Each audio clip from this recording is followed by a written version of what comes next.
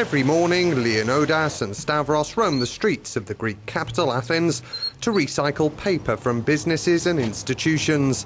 It allows them to make ends meet and survive. After 17 years working in the building industry, Leonidas lost everything a year and a half ago.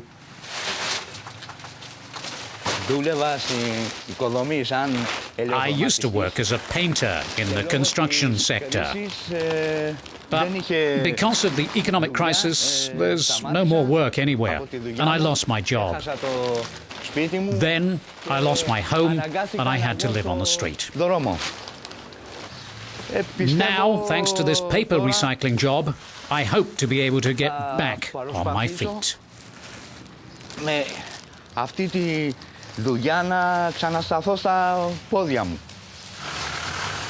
Leonidas found work but also hope and a bed in a project run by the charity Klimaka that specialises in helping people with mental health problems.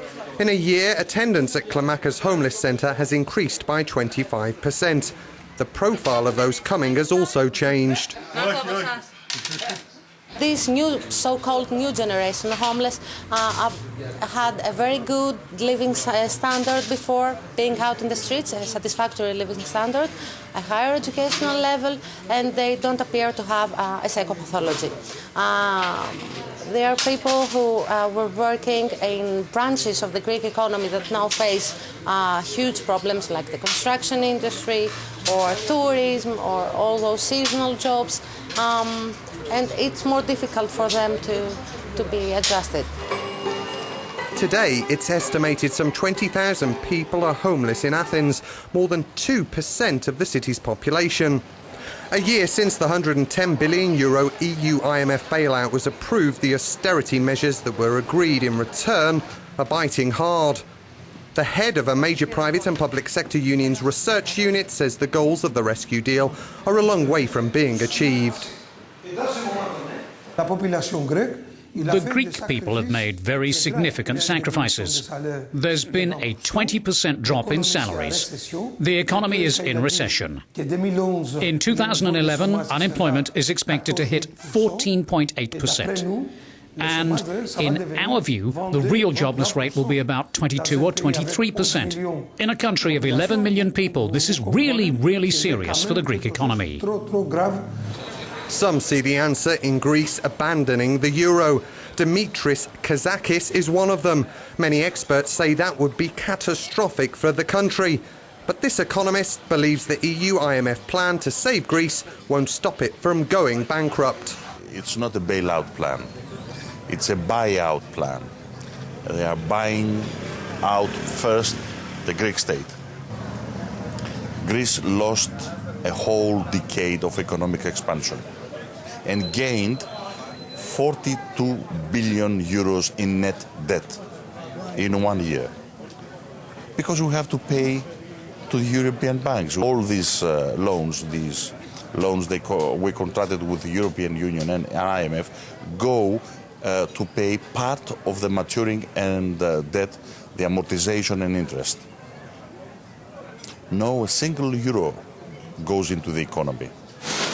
George is the head of this family printing business. He says he's doing all he can to save the jobs of his 25 employees. But the firm's sales figures continue to fall, while taxes have more than doubled in a year. For George, the rescue plan has been a complete disaster for Greece. There is a problem of cash flow because all these austerity measures take out the money of the market. And it's like in the past, as the therapy of the Middle Age, when the doctor said that if you want to be okay, the patient, you must take out the blood of the people. After a while, the people died. So the doctor said, sorry, it's not my fault. This is exactly what happened now in Greece with this program. They take out the blood of the economy. 99% of Greek companies are small or medium-sized businesses with fewer than 50 workers, while firms with under 10 people make up more than half of all the country's jobs. For the head of Greece's small business confederation, the rising tax burden combined with the lack of support from banks is suffocating the private sector. In the coming 10-12 months, we'll have a strong possibility of closures of about 225,000 businesses. If the recession goes deeper, unfortunately, we will not be able to pay our debts. So the people who lend us money, they have to consider that and help us with measures which help economy, help the businesses, help the investment spirit. Otherwise, we'll not have future. Another major economic handicap, tax evasion. That's estimated to account for 1/3 of Greek GDP, according to official figures. Riding on the back of the construction boom that followed the Olympic Games, Angelica opened an estate agency. But the meltdown in the housing market forced her to close her business last year. This is a typical plot here with many unsold houses. Yeah. The country's housing sector is in the doldrums, with people unable to buy or even borrow. Many homeowners struggling to pay their mortgages are trying to sell. Property prices, however, have not dropped. Usually what is written in the contract is the half price, half of the actual price.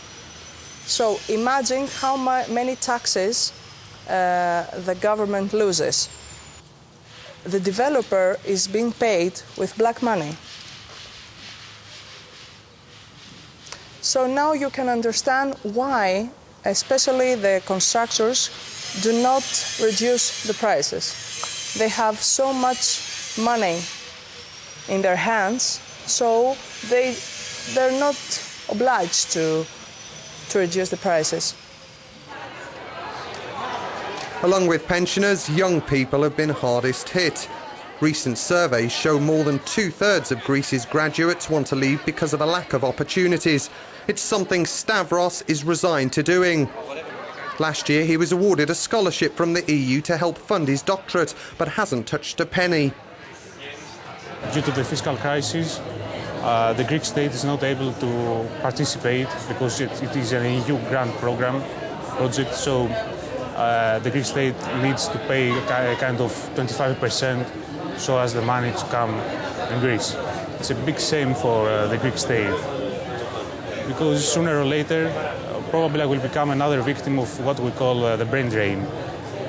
It's not our economy that needs a bailout, it's our society. We should look into our problems and find these solutions in our education system, in our political system, in our health system, so as to stop spending so much money, to nowhere.